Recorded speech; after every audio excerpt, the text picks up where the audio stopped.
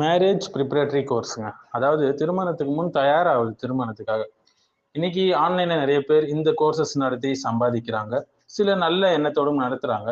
என்னதான் நடத்தினாலும் 1400 வருஷத்துக்கு முன்னாடியே ரசூல் அஸ்லம் இது நமக்கு அழகாக நமக்கு தெரிவிச்சுட்டு போயிட்டாங்க. எந்த ஒரு ஃபீஸும் இல்லாம ஃப்ரீயா சொல்லி கொடுத்துட்டு போயிட்டாங்க. ஆனா இன்னைக்கு ஆன்லைன் பிளாட்ஃபார்ம்ல பார்க்கலாம். இந்தியா போன்ற நாடுகள் 1500 வரியிலிருந்து 2000 வரைக்கும் சார்ஜ் பண்றாங்க.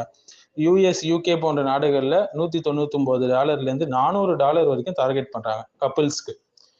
மேரேஜ் எப்படி சக்சஸா கொண்டு போறது அப்படின்னு சொல்லிட்டு மேரேஜ் ப்ரிப்பரேட்டரி கோர்ஸ்லாம் கண்டக்ட் பண்றாங்க. என்னதான் கண்டக்ட் பண்ணாலும் அல் குர்ஆன் சுன்னாவுடைய வழியில யாராலையும் முழுமையாக சொல்லிக் கொடுக்க முடியாது இல்லைங்களா? அல் குர்ஆனும் சுன்னாவும் தான் முழுமையாக அதை சொல்லிக் கொடுக்கும்.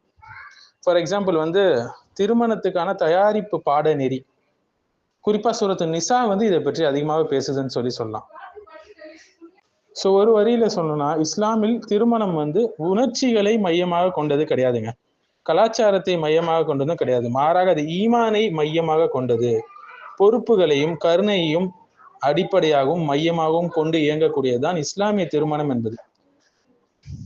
அல் குர்ஆனையும் சுன்னாவும் யார் நல்லா ஆழ்ந்து படிக்கிறாங்களோ நிச்சயமாக அதுல பல வழிகாட்டுதல்களை அவங்க பெற்றுக்கொள்வாங்க. மேரேஜுக்கு முன்னாடி எப்படி ப்ரிப்பேர் ஆகணும், எப்படி சக்சஸ்ஃபுல்லா ஒரு மேரேஜ் லைஃபை கொண்டு போகணும் என்று ஒரு நல்ல அழகான ப்ளூ பிரிண்ட்டை அல் குர்ஆனும் சுன்னாவும் நமக்கு தருதுங்க. அது எப்படி என்பதை நாம பார்ப்போம் இன்ஷா அல்லாஹ். ஸோ அல்லாஹ் சுப்ஹானஹு வ தஆலா சொல்றான், சூரத்து ரூம் 21வது ஆயத்தை நம்ம பார்க்கலாம். அவன் உங்களிலிருந்தே உங்களை இனத்திலிருந்து என்ன செஞ்சான், நம்மளுக்கான துணைகளை அல்லாஹ் உருவாக்கியிருக்கான். அது அவனுடைய அடையாளங்கள்ல ஒன்று. நீங்கள் அவர்களிடம் அமைதி பெறுவதற்காக, சக்கீனத் பெறுவதற்காக என்று அல்லாஹ் சொல்றான். மேலும் சுன்னால நம்ம பார்க்கலாம் இல்லைங்களா, ஹதீஸ்ல செயல்கள் அனைத்தும் எண்ணங்களை பொறுத்து அமைகின்றன, புகாரியில வரக்கூடிய ஹதீஸ்.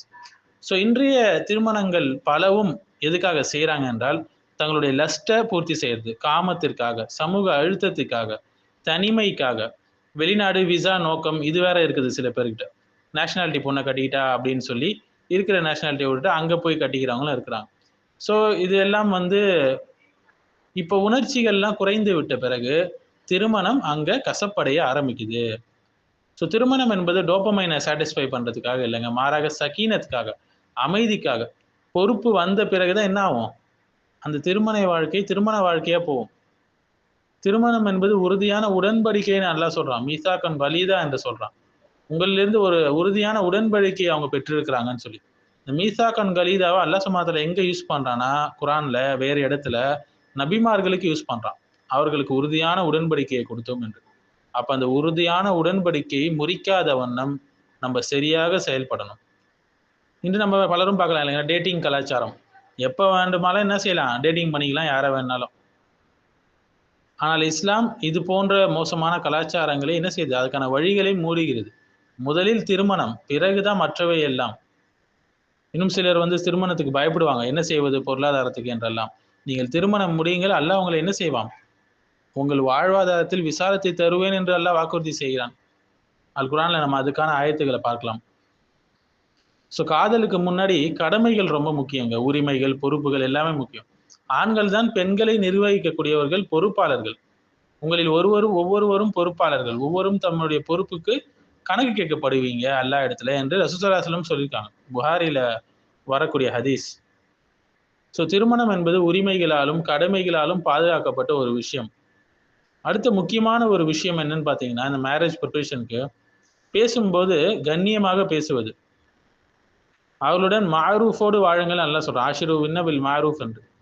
ஆஷிருஹுன்ன பில் மாரூஃப் என்றால் கண்ணியமாக அவங்களோடு வாழுங்க என்று அல்லாஹ் சொல்றான். சூரத்து நிசாவோட 19வது ஆயத்து. நபி ஸல்லல்லாஹு அலைஹி வஸல்லம் தம் மனைவிகளை ஒருபோதும் இகழ்ந்தது கிடையாது, அவமதிச்சது கிடையாது. பேசக்கூடிய வார்த்தையை கூட கண்ணியமாக பேசுவாங்க. ஆனா இன்னைக்கு பார்க்கலாம் இல்லைங்களா, எல்லாரும் மனைவிமார்களுக்கு என்ன பேர் வச்சிருக்காங்க, அனிமல்ஸோட பேர் தான் வச்சுக்கிறாங்க. தேச்சி, போன்றது, கவிதன்றது, இன்னொரு சில பேர் சனியன்றது, இது போல மோசமான பெயர்களை வச்சுதான் அழைக்கிறாங்க. நபி ஸல்லல்லாஹு அலைஹி வஸல்லம் அப்படி இல்லைங்க, கண்ணியமாக அழைப்பாங்க. சில இஸ்லாம் நல்ல அஹ்லாக்கை கற்பிக்கிறது. ஒரு அஹ்லாக்கை வளர்த்து கொண்ட பிறகுதான் ஒருத்தர் திருமணம் செய்யணும். அடுத்த 5வது விஷயம் பார்த்தீங்கன்னா, கருத்து வேறுபாடுகள். இது வருவது இயல்புதான். நபிகளார் காலத்திலும் கருத்து வேறுபாடு இருந்தது. ஆனால் குழப்பமும் அநியாயமும் இல்லை. சின்ன சின்ன விஷயங்களுக்கெல்லாம் இன்னைக்கு பார்க்கலாம் இல்லைங்களா, கருத்து வேறுபாடு பட்டு விவாகரத்து பெற்றுக்கொள்வாங்க. சமூக ஊடகங்களே பிரிவை உண்டாகக்கூடிய முக்கிய காரணமாக இருக்கு. முக்கியமா இந்த செல்போனை நம்ம சொல்லலாம் இல்லைங்களா? ஸோ எப்படி வந்து இந்த கருத்து வேறுபாடுகளை நிர்வகிக்க வேண்டும் என்பதை முதல்ல ஒரு ஆண் கற்றுக்கொள்ள வேண்டும். பெண்களும் அப்படித்தான். விவாகரத்து மார்க்கத்தில் கூடுமான ஒரு விஷயம் தான். ஆனா அது லாஸ்ட் ஆப்ஷனாகத்தான் அல்லாஹ் சுப்ஹானஹு வ தஆலா வச்சிருக்கானே தவிர, அது ஃபர்ஸ்ட் ஆப்ஷன் கிடையாது. இன்னைக்கு இருக்கிற நவீன கால குழப்பம் போல. அது ஒரு சாதாரணமான விஷயமும் அல்ல.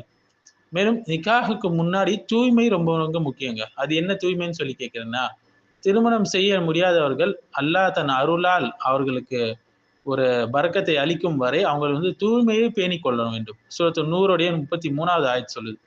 இளைஞர்களே, யாருக்கு திருமணம் செய்ய அந்த தாக்கத்து இருக்கோ நீங்க செய்யுங்க. யாரால முடியல நோன்பு வச்சுக்கொள்ளுங்க என்று நபி ஸல்லல்லாஹு அலைஹி வஸல்லம் சொல்லியிருக்கிறாங்க இல்லைங்களா? நம்ம பார்க்கலாம், அழகான ஹதீஸ். ஸோ திருமணத்துக்கு முன் தக்வா ரொம்ப முக்கியங்க. நம்ம ஆசைகளை பேணிக் கொள்வதில் ஒழுக்கம் ரொம்ப ரொம்ப தேவை. ஸோ திருமணம் என்பது சுருக்கமாக சொல்லணும்னா ஒரு ஆன்மீக பயணம் என்றே சொல்லலாம். ரப்பனா ஹப்லனா மின் அஸ்வாஜினா வ துர்ரியாத்தினா குர்ரத அயுனின் வஜ்அல்னா லில் முத்தகீன இமாமா. அடிக்கடி இந்த துஆவை ஓதிக் கொண்டிருக்க வேண்டும். என்னுடைய மனைவிமார்களிலிருந்தும் சந்ததிகளிலும் எனக்கு கண்குளிர்ச்சியை தருவாயாக என்று. இது ரொம்ப முக்கியமான ஒரு துஆ. திருமணத்துக்கு தயாராகக்கூடியவங்க அதிகமாக இதை ஓத வேண்டும்.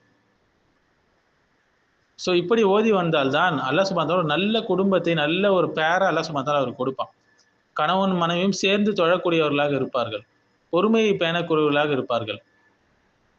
ஸோ இணைந்து இபாதத் செய்யவில்லை என்றால் அங்க ஒரு பிளவு வரும். திக்ர் இல்லாத வீட்ல கண்டிப்பாக நிம்மதி இருக்காது. ஸோ குறிப்பாக சூரத்து நிசாவை நம்ம பார்க்கலாங்க. அதிகமாகவே இந்த திருமண தயாரிப்பு சம்பந்தமான பாடநெறியை நமக்கு தருதுன்னு என்று சொல்லலாம். திருமணத்தை அழகாக கட்டமைக்கக்கூடிய சூரா என்றும் இந்த சூரா சொல்லலாம்.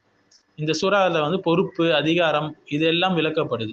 அதெல்லாம் எக்ஸ்பிளைன் பண்றான் அல்லாஹ் சுப்ஹானஹு வ தஆலா. திருமணத்தை மீசாக்கன் கலீதா என்று அழைக்கிறான். எப்படி வந்து சண்டைகள், கருத்து வேறுபாடுகளை சட்டப்பூர்வமாக அதை அணுக வேண்டும், அழகிய முறையில் அணுக வேண்டும் என்று சொல்லி வருகிறான். பெண்களை வந்து உணர்ச்சி மற்றும் பொருளாதார அநியாயத்திலிருந்து காக்கக்கூடிய வசனங்கள் இதுல இருக்கு. திருமணத்தை வந்து தக்வாவோடு இணைக்கிறது. ஸோ இது வந்து திருமணத்தை ரொமான்டிசைஸ் செய்யவில்லை. எப்படி வந்து மற்ற நபர்கள் அதை ரொமான்டிசைஸ் செய்யறாங்களோ அப்படி அல்லங்க. மாறாக திருமணம் என்பது தக்வாவின் அடிப்படையில், நீதத்தின் அடிப்படையில் எப்படி நிலைநிறுத்த வேண்டும் என்று சூரத்து நிசா அதிகமாகவே பேசுகிறது. நவீன திருமணங்கள் எல்லாம் டிவோர்ஸ்ல போய் நிக்கிறதுக்கான முக்கிய காரணம் என்னன்னு பாத்தீங்கன்னா, உணர்ச்சியில தொடங்குது. அதனாலதான் திருமணங்கள் சிதைகின்றன. ஆனால் அல் குர்ஆன் சொல்லக்கூடிய திருமணங்கள் அல்லாஹ்வின் பயத்தால், தக்வாவால் தொடங்குகின்றன. அதனால்தான் நிலைத்து நிற்குது. இஸ்லாமிய சமூகத்துல நீங்க பார்க்கலாம், விவாகரத்து ரொம்ப கம்மியான ஒரு விஷயம். அது மட்டும் இல்லாம சில புத்தகங்களும் ரொம்ப உதவுங்க. For example, men are from Mars, women are from Venus என்ற ஒரு நல்ல புத்தகம் இருக்கு. அந்த புத்தகம் வந்து அடுத்து 5 லாங்குவேஜஸ் ஆஃப் லவ், இந்த புத்தகங்கள் எல்லாமே அதுவும் வந்து நமக்கு ரொம்பவே ஹெல்ப் பண்ணும். எப்படி வந்து நம்மளுடைய மனைவியையோ கணவனையோ எப்படி அணுக வேண்டும் சரியான முறையில என்பதையும் அதுங்கெல்லாம் கற்றுக் கொடுக்குது. ஸோ இதெல்லாம் படிக்கிறதுக்கு முன்னாடி அல் குர்ஆனையும் சுன்னாவையும் தெளிவாக நம்ம படிக்க வேண்டும். மூசா அலைஹிஸ்ஸலாம் சொல்றாங்க பாருங்க, தூரத்துல எனக்கு ஒரு நெருப்பு தெரியுது, நான் அங்கே போயிட்டு வரேன்னு சொல்லி சொல்றாங்க. அவங்க குசு என்ற வார்த்தையை யூஸ் பண்றாங்க அல் குர்ஆன்ல. ஆக்சுவலா அங்க குசீன என்ற வார்த்தை வந்திருக்கலாம். ஆனால் குசு என்று சொல்வது மூலம் நீங்க இங்கேயே இருங்க என்று கண்ணியமாக மரியாதையாக சொல்றாங்க தன்னுடைய மனைவி கிட்ட. அந்த வார்த்தையை விட குசீன, நீ இங்கே இரு என்று சொல்வதை விட. ஸோ மனைவியிடம் எப்படி பேசணும் என்பதை முதல்ல வந்து ஆண்கள் தெரிந்து கொள்ள வேண்டும். தங்களுடைய வளர்க்கக்கூடிய வருங்கால மனைவி கிட்ட எப்படி கண்ணியமா பேசணும்னு கற்றுக் கொடுக்கணும். ஸோ திருமணம் என்பது ஒரு அமானத்து, மாறாக அது உணர்ச்சி அல்லங்க. அது நீங்கள் அவங்களிடம் சக்கீனத்தை அடையவே என்று அல்லாஹ் சொல்றான் இல்லைங்களா? ஸோ நிக்காஹ் என்பது ஒரு உறுதியான உடன்படிக்கை என்று சொல்லணும். மறுமையில் அல்லாஹ் கேள்வி கேட்பான் என்ற பயம் இருக்கணும். உரிமைகளை கோருவதற்கு முன்ன பொறுப்பு இருக்கணும். இதெல்லாம் நம்ம சூரத்து நிசால பார்க்குறாங்க. எப்படி மரியாதையாக பேச வேண்டும், வாதம் வந்தாலும் சரி, எப்படி சண்டைகளை அழகான முறையில் தீர்க்கணும். மேலும் நல்ல ஆண்களுக்கு நல்ல பெண்கள் என்று அல்லாஹ் சுப்ஹானஹு வ தஆலா சொல்றோம். நம்ம ஃபர்ஸ்ட் நல்ல ஆணா இருந்தால் தான் நமக்கு நல்ல பெண் கிடைப்பாங்க. ஸோ இவைகளை பேணி நடந்தால் நிச்சயமாக ஒரு வெற்றிகரமான திருமண வாழ்க்கையை நம்மளால அல்லாஹ்வுடைய உதவியை கொண்டு தொடங்க முடியும்.